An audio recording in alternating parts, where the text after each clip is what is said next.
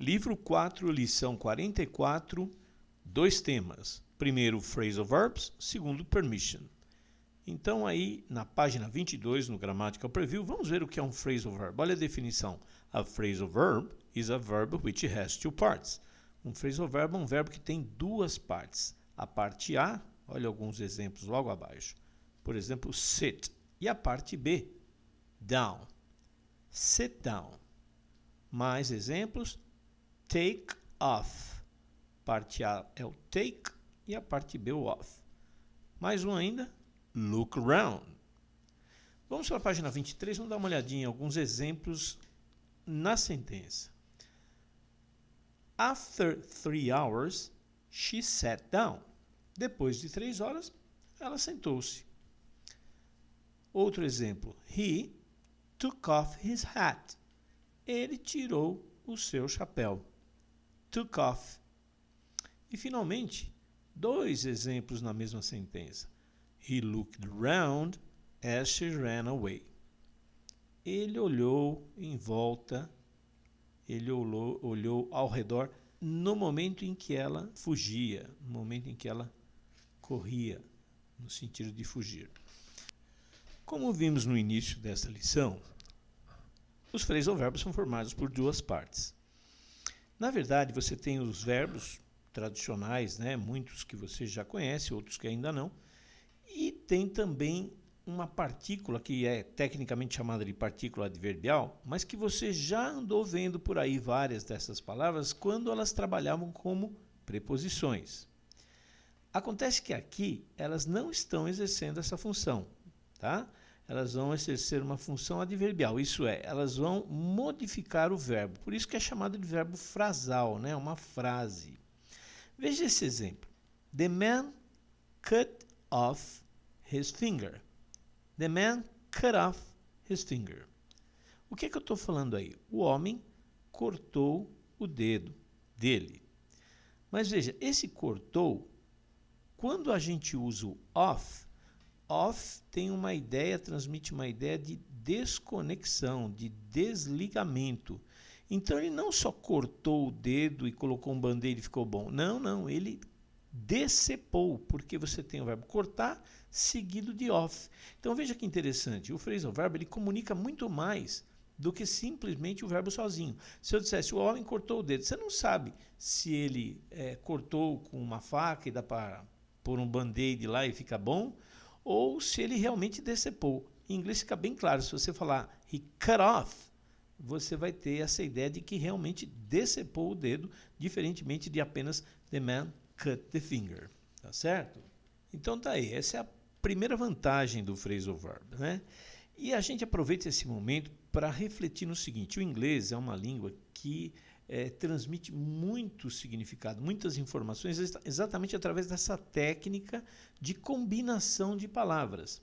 Simplesmente deslocando as palavras em diferentes posições, né? Então é por isso que nós devemos estar atentos à posição em que a palavra se encontra, pois o significado que você vai ter, o significado final, depende exatamente desta posição em que ela está dentro da sentença.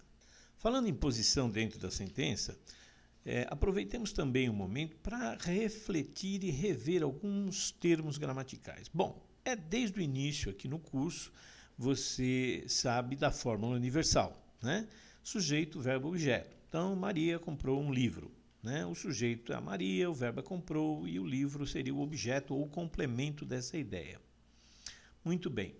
Então, em termos de posicionamento, esse é o posicionamento clássico. E, seguindo aí na linha de revisão, preposição. Nós vimos isso anteriormente.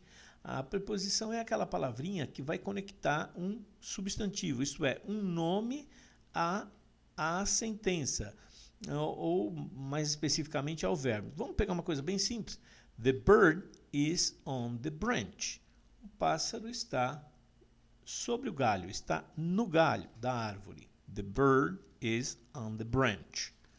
A palavra branch é o substantivo, é o nome, né, daquela parte da árvore sobre a qual o pássaro está. E veja que eu usei a preposição on, conectando então a palavra, o nome branch, galho, a sentença the bird is. Então, antes da preposição, nós tínhamos o verbo to be, um verbo aí de ligação.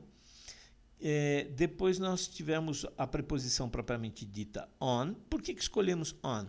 Porque ela é adequada pelo significado que ela transmite de contato.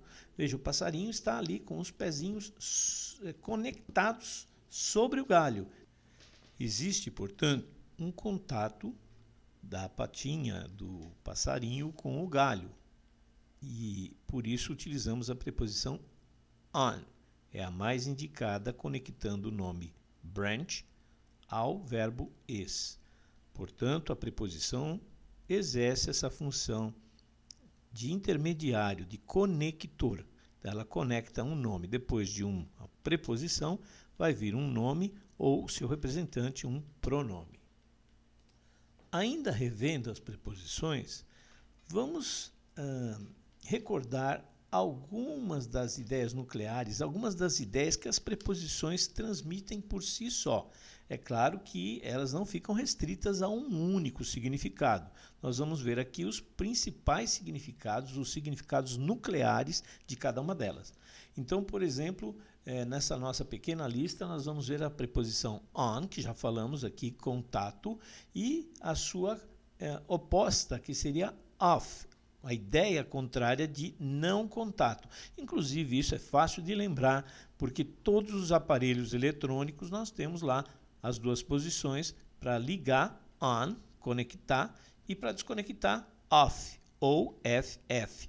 Lembrando que existe também a preposição of, com um F só, né, que quer dizer de, a respeito de. Nós vamos falar disso em um outro momento. Mas aqui é off, com dois Fs. Tá? Vamos ver um outro par? Preposição in, que transmite a ideia de interior. Então, the book is in the classroom. O livro está na sala de aula, no seu interior. Ele não está fora da sala. It is not out of the room. Não está fora da sala de aula.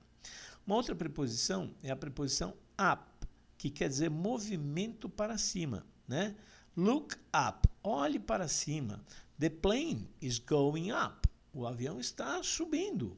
Ou the plane is coming down, né? Or going down, está descendo, está vindo para baixo. Temos ainda a preposição to, que transmite a ideia de deslocamento, né? She is going to Brooklyn. She's going to Brooklyn. Ela está indo para o Brooklyn. Então, o to dá essa ideia de deslocamento. Lembrando sempre que são ideias nucleares. E para fechar, não ficar na dúvida, quando nós falamos de on, daquela história do passarinho, vamos dizer que ele não estivesse em contato com o galho, mas estivesse passando por cima. Eu diria que the bird is flying over the branch. Está voando por cima do galho, né? Ou até mesmo parado, vamos dizer que fosse um beija-flor, um hummingbird. Ele estaria ali batendo asinha não sei quantas vezes por minuto, né? Parece que é 60 vezes, é um absurdo a velocidade. E aí ele está pairando ali over, it's over the branch.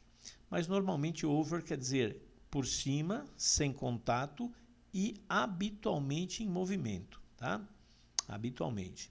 Vamos então dar uma olhadinha agora na página 24, onde você vai ver essas ideias que eu comentei aí de uma maneira mais organizada, né?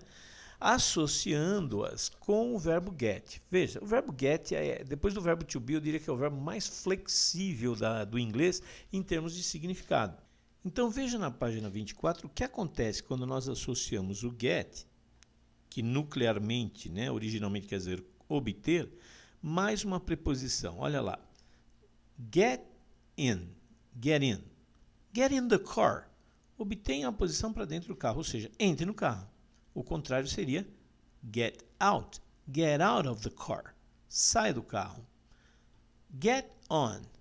Get on the desk. Suba na carteira. Poderia ser. O contrário seria desça. Get off the desk. Desça da carteira. Não, sem contato nenhum. Vamos ver o get mais o to. Get to São Paulo. Então, como é que eu faço para ir para São Paulo? How can I get to São Paulo? Como faço para obter meu deslocamento para São Paulo? How can I get to São Paulo? Up. Get up and see the world. Então, levante-se e veja o mundo. Get down and look at it. Get down, veja, obtenha para baixo. Abaixe-se e olhe para isso. E finalmente, get mais over vai ficar get over the problem. Ou seja, passe por cima, obtenha um deslocamento por cima, supere esta dificuldade. Get over that trouble. I'm sure if you study, you're going to get over this problem. Na página 25, complementando essa explicação, nós observamos que alguns phrasal verbs, e temos alguns exemplos aqui na página 25, acabam mudando bastante o significado original que eles tinham quando estavam sendo usados sozinhos. Veja, por exemplo, na página 25, give up, que quer dizer stop trying, ou seja, pare de tentar, desista. Vamos ver um exemplo aí. He wanted to study medicine, but after 3 vestibular exams, he gave up. Isto é, ele queria estudar medicina, mas após 3 exames vestibulares, ele desistiu. Então é a ideia de desistir no sentido de parar de tentar, tá certo? Por outro lado, vamos ver o próximo exemplo, que é interessante. Imagine uma pessoa que não desistiu, continua tentando. Então você vai dizer, estude mesmo, você quer fazer medicina lá numa federal? Você deve continuar firme. Don't let your enthusiasm drop off. O que é drop off? Não deixe o seu entusiasmo cair, não deixe o seu entusiasmo diminuir ou se tornar menos forte, menos intenso. É composto de drop, que é cair propriamente, e off, de desconectar, né? Então esse até que não é tão longe, mas gave up, o anterior aí, cujo verbo é give up, imagina, dar, né? Give up, para cima, fica uma coisa um pouco mais longe do original. E isso acontece bastante com os phrasal verbs, tá? Não são todos, a maioria deles, vamos dizer, pelo menos mais da metade, mantém o significado, mas eles acabam mudando também, faz parte desse processo. E é exatamente porque os phrasal verbs assumem diversos significados, então o phrasal verb, um único phrasal verb pode ter vários significados, né? E as partículas que se unem a eles, aos verbos, para melhor dizendo, formando os phrasal verbs, também podem ter mais do que um único significado. Ora, a combinação, portanto, vai gerar muitos, mas assim, muitos mesmo, centenas de milhares de significados. E ficaria muito difícil de você memorizar todos eles. Trata-se, portanto, de vocabulário. Ora, mas como é que nós vamos fazer? Em parte, a má notícia é que você vai ter que entrar em contato com esses phrasal verbs a fim de apreendê-los, a fim de memorizá-los. Só que você pode ter esse contato de maneira mais produtiva ou menos. Qual é a forma mais produtiva? Ver esses phrasal verbs dentro de contextos e não simplesmente numa lista de phrasal verbs, porque isso não vai te ajudar muito no seu aprendizado. Então, o contexto é fundamental para que você tenha uma compreensão. Mas isso só vai ser possível se você tiver bem claro esta noção de que se trata de uma união de duas partes aí e que elas vão trazer um significado mais completo, mais profundo. Vamos fazer alguns exercícios na página 26 e nós voltamos já já a falar sobre isso. Então, na página 26, você está vendo aí, complete as sentenças, né? Complete the sentence using one of the words below for each blank. Up, to, down, out and up. Então, você vai completar essas sentenças, por exemplo, a letra A. I want to get o quê? Get down, get out. Mas veja, Santo André by bus. Eu quero obter deslocamento para Santo André. Qual é a melhor preposição aí dessas 5 apresentadas? I wanna get to Santo André. Eu quero ir para Santo André, quero chegar em Santo André de ônibus. Aí vai depender, o nosso contexto está pequenininho, claro que pode ser melhor, mas é isso. Por favor, complete as sentenças B, C e D na página 26 e posteriormente em aula veremos as respostas. Além do contexto, você saber que as partículas adverbiais, né, aquelas ex-preposições, que agora são advérbiozinhos pequenininhos, porque são utilizados junto com o verbo, complementando ou modificando o seu significado, elas têm ideias nucleares. E isso nos ajuda, nos dá uma boa pista, uma direção de qual seria, né, auxiliado pelo contexto e pelo próprio verbo. Então, esses elementos, o verbo em si, a partícula adverbial e mais o contexto, esses três elementos nos ajudam bastante desde que você conheça os significados. Foi por isso que a gente falou disso até aqui e diferenciou um pouquinho do que é uma partícula adverbial e uma preposição. No caso aqui estamos falando de partículas adverbiais. Ora, existe ainda um outro fator que nós já comentamos e agora vamos aprofundar. Inglês transmite muita informação em função do posicionamento da palavra dentro da sentença. Ora, na página 27 você vai ver isso funcionando. Olha o exemplo número 1 na página 27. He turned on the television. Or, he turned the television on. Or, he turned it on. Você está vendo aí que as duas partes podem ser separadas.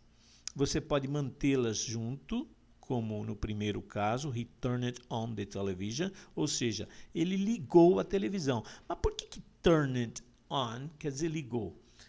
Eu imagino aqui que os primeiros aparelhos eletrônicos, o rádio, por exemplo, que veio antes da TV, você tinha um botãozinho que você virava, dava um clique, conectava. Então, virava e conectava. Então, turn on.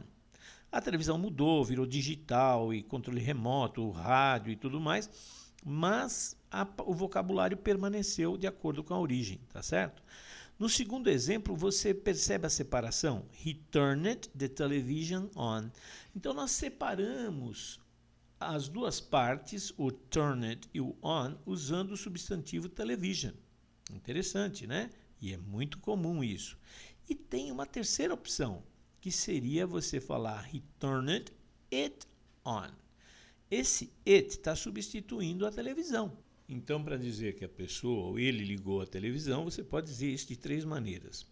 Mas veja a observação logo a seguir. The separation of the two parts is... Então, a separação das duas partes é... Note que nós temos aí a letra A, B e C. Na letra A, nós vemos que a separação das duas partes não é possível para todos os phrasal verbs. Alguns exemplos são sit down, look up, look out e stand up. Especialmente se esses verbos, né, estão transmitindo a sua ideia original. O que eu quero dizer com original? Por exemplo, look up. O original é olhe para cima. Nesse caso, né, você não vai separar as duas partes, elas permanecem sempre juntas, tá? Esses exemplos que nós demos aqui, frequentemente, quando nós temos a literalidade, ou seja, o significado original do verbo, você vai mantê-los juntos. Letra B, é opcional, optional when you use a noun. É opcional quando você usa um substantivo, um noun. Olha os exemplos aí. He turned on the television or he turned the television on. Então, ele ligou a televisão, sendo que turn on estão juntos, ou ele ligou a televisão, mas agora o turned está separado do on pela palavra the television. Na nossa língua, nós não temos essa técnica e então simplesmente ele ligou a televisão. Mas entenda, através da letra C, a próximo item aí, qual é a diferença? Essa separação das duas partes é obrigatória, mandatory, if you use a pronoun.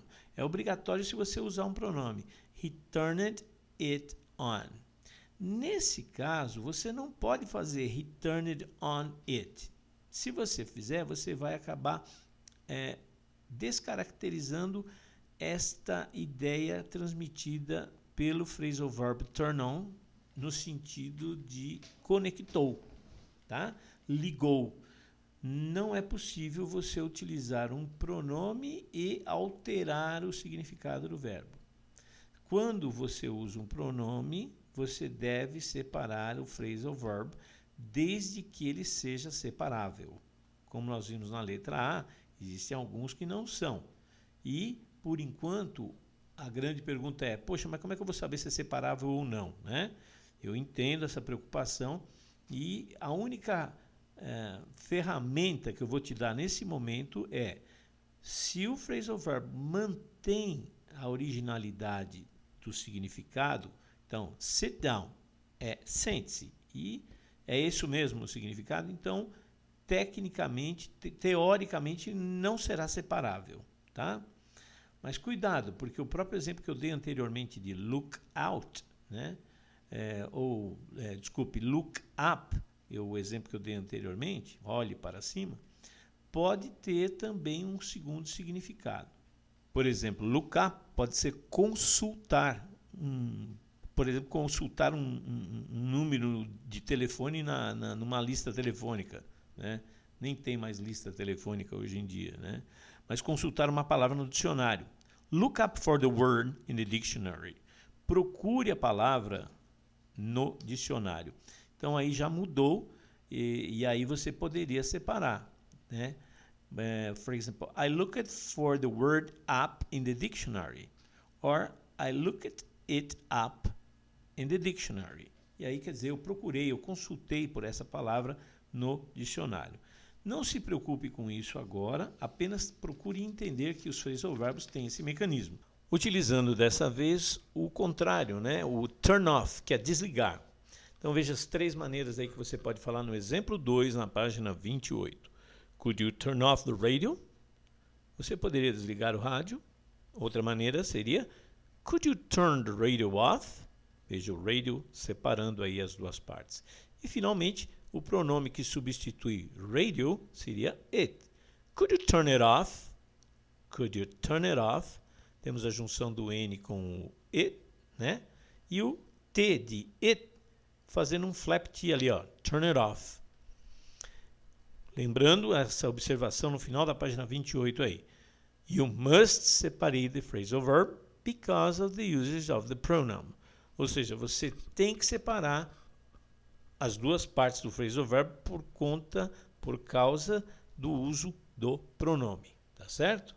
Sempre que tiver um pronome e o phrasal verb for separável, nós teremos que separá-lo. Vamos então para a página 29 e 30 e vamos praticar com esse mecanismo de separação. Então, no exercício na página 29, você deverá separar essas duas partes usando primeiramente o nome e depois usando o pronome que se refere àquele nome que você usou para separar. Veja o exemplo na página 29, que está solicitando exatamente essa separação das partes do phrasal verb. Exemplo lá, Susan's plane will get here at 9 o'clock. I'll pick up Susan at the airport. Então, o avião de Susan chegará aqui às 9. Eu vou pegar a Susan no aeroporto. Como é que eu separo aquela frase que está negritada ali? I'll pick up Susan. Letra A. Você tem a opção de pôr Susan separando o pick up. Vai ficar como? I'll pick Susan up at the airport. Letra B. Qual é o pronome para Susan? Her. Lembre-se do sujeito, verbo, objeto. Susan está na posição de objeto. Então, na letra B, você tem a opção I'll pick her up at the airport. I'll pick her up at the airport. Tá certo?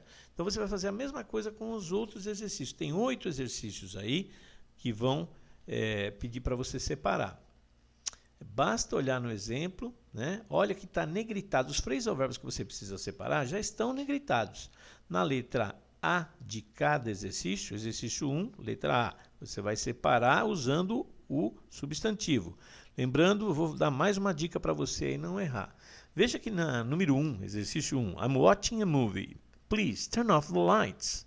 Estou assistindo um filme. Por favor, desligue as luzes, as lâmpadas. Como lights, lâmpadas, estão no plural, né? Você precisa pôr um pronome que substitui lights, lâmpadas, luzes. E o pronome não é it, porque it é singular. Aí seria them, ok? Please turn the lights off. A letra A. E a letra B? Please turn them off. Na pronúncia, como é que vai ficar? Na letra A, please turn the lights off. Na letra B, please turn them off. Please turn them off. Que são as lâmpadas, tá? Por favor, apague-as. Nós usamos normalmente pronomes quando alguém já mencionou anteriormente, né, o nome. Isso a gente já viu em outros momentos aí, ok? Então, tenta fazer essa separação usando o substantivo, o nome que vem logo a seguir ao phrasal verb e usando o pronome correspondente. Presta atenção se é singular, se é plural e use os pronomes correspondentes. Se for pessoa, usa her, she, she não, her ou him or us, depende aí de quem é, qual é o nome que está sendo utilizado, ok? Na página 29 é isso que você tem que fazer. E na página 30 também é um processo bastante semelhante, só que agora é interativo, porque você vai responder essas duas questões aí, número 1 e número 2, utilizando a sua realidade. Veja o exemplo. What time did you take off your shoes yesterday? Então, primeira pergunta, que hora você tirou os seus sapatos? Take é pegar, tirar. Off, desconectar. Por isso que, a que horas, what time did you take off your shoes yesterday? Você pode responder aí, número 1. I took off my shoes at 7:30. Eu tirei meus sapatos às 7:30. Or, separando aí, I took my shoes off at 7:30. Usando o nome, né, o substantivo my shoes, separando as duas partes. E, finalmente, usando o pronome. Número 3. I took them off at 7:30. Eu os tirei às 7:30. Tá certo? A número 1 é exatamente a história aí do shoes. Você só vai pôr a sua realidade. E a número 2 tem uma pequena correção aí. Não é who, mas é whom. Põe um M aí depois do who. Whom did you call up yesterday? Whom did you call up yesterday? Lembre-se que call up quer dizer ligar, telefonar. Tá? Para quem você ligou ontem? E aí você vai responder de acordo com a sua realidade. É isso aí, gente. Essa lição longa, né, falando sobre phrasal verbs, e que ainda não terminou, nós vamos falar muito mais sobre phrasal verbs, e na própria lição aqui tem o item 2, uma revisão sobre permissão, que a gente já comenta daqui a pouquinho. Mas para terminar esse assunto de phrasal verbs, aqui é uma preliminar, você vai responder esses exercícios. Em sala de aula nós vamos rever as suas respostas, vamos comentar, tirar dúvidas, e também estaria orientando a todos vocês sobre como utilizar instrumentos que nós dispomos em nosso curso para praticar os phrasal verbs. Então, quais são esses instrumentos? Um dos mais importantes hoje é o VoiceScreen. Eu estarei oportunamente orientando a vocês sobre como utilizar o VoiceScreen, que tem uma aba especial para essa finalidade de phrasal verbs, ok? Isso em conjunto com outros instrumentos, como os flashcards, como Anki, vai trazer um contato extremamente importante para que você se desenvolva com o assunto. Mas esse primeiro passo, primeiro momento, é a apresentação do assunto e entendimento do mesmo, tá? Então a gente vai voltar a falar sobre isso em sala de aula. Fechando, portanto, essa lição, na página 31, nós revemos alguns verbos para permissão. E eu vou ser bem prático. Veja, você tem dois quadros na página 31. Para situações informais, você pode usar could I or can I. E para situações formais, eu coloquei duas alternativas. Do you think I could or may I? Vamos eliminar esse do you think I could na parte formal. Vamos simplificar e deixar três alternativas, tá? Três expressões, melhor dizendo. Quando a situação é informal e você está menos seguro ou é necessário que você seja mais educado, quem cobre esse significado é a expressão could I. Então, imagine que você precisa usar o telefone na sua agência bancária e você não tem muito contato ali com aquele gerente ou não conhece aquela pessoa. Então, você pode dizer, could I use the phone, please? Eu poderia usar o telefone? Já por outro lado, se você conhece a pessoa e é um relacionamento mais na informalidade aqui, tá? Você conhece a sua agência bancária e você espera um ok. Não, se eu pedir para usar, tranquilo, eu sei que ele vai. Então, excuse me, can I use the phone, please? Então, o please é sempre bom, tá? No começo, no final, please, can I use the phone? Or can I use the phone, please? Se você espera um ok. Já em situações mais formais, vamos dizer que não fosse a sua agência, ou você está falando com um policial ou um diretor da empresa, enfim, uma situação formal. Você esperando um ok, o mesmo sentimento do can I, só que agora você prefere usar o may I. Excuse me, may I use the phone, please? Eu posso utilizar o telefone, por gentileza? Já se você não está muito seguro, apesar da situação ser formal e você não está muito seguro, faça o mesmo uso do could. Ele vai bem tanto para informal quanto para formal, né? Então, excuse me, could I use the phone, please? Alright? Então é isso aí. Não precisa pôr do you think I could, que é muito rebuscado. Tá? Então fica duas expressões para informal, could I, can I, e duas para formal, could I, may I. Depende se você está menos seguro ou se você já tem segurança e acha que a pessoa vai responder um sim.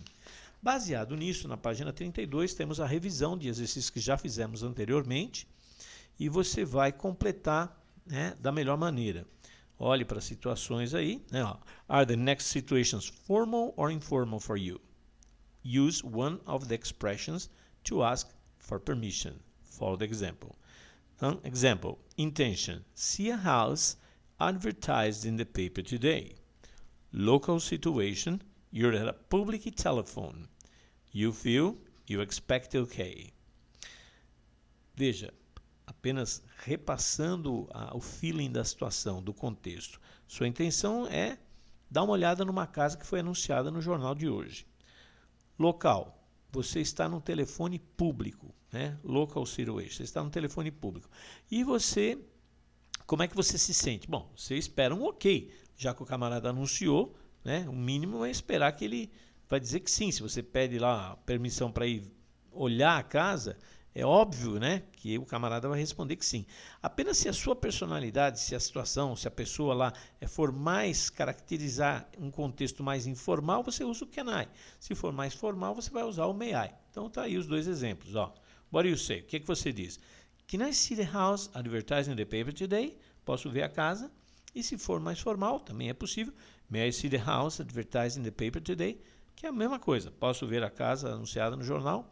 Então, analise cada situação. Olha a letra A, por exemplo. Come in é o phrasal verb, né? Que quer dizer entrar, vir para dentro. Come in. Local situation, your boss office, o escritório do seu chefe. E como é que você se sente? Bom, nesse meu exemplo, eu estou dizendo para você se sentir ok. Você quer, portanto, pedir autorização para entrar na sala do seu chefe. E você imagina que ele vai dizer sim, você está esperando um ok. O que é que você diz? Bom, você vai usar may I come in se essa situação, se o seu relacionamento com o seu chefe for formal. E você vai usar can I come in se você tiver um relacionamento mais informal. Tá? Então você que decide e use as expressões para permissão de acordo com as sugestões que a gente coloca aí. Tá bom? Você vai ver que lá no final, na letra E, na letra F, eu já não coloco como que você se sente. Você é que decide se você está menos seguro, less sure, ou se você expect one ok. Alright? Então nos vemos na sala de aula e até a próxima lição.